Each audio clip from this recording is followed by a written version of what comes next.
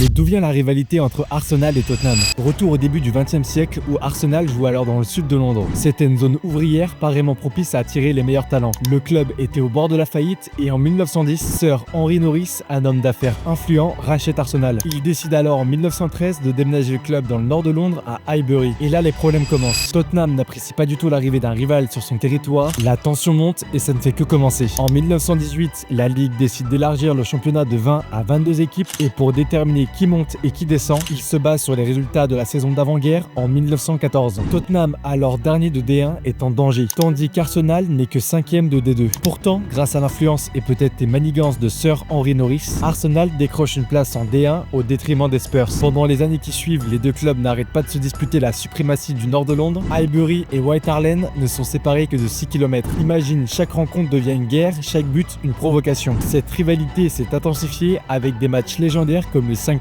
d'Arsenal en 2004 ou encore le fameux 3-3 en 2011 où Gareth Bale et Van der Vaart ont brillé. Depuis, à chaque derby du nord de Londres, la tension est au max. Dans les tribunes comme sur le terrain, ça se joue autant à l'honneur qu'au point. Bon, le derby c'est bientôt, alors c'est quoi ton pronostic? Dis-le moi en commentaire et si t'aimes ce genre d'histoire, abonne-toi pour en découvrir d'autres.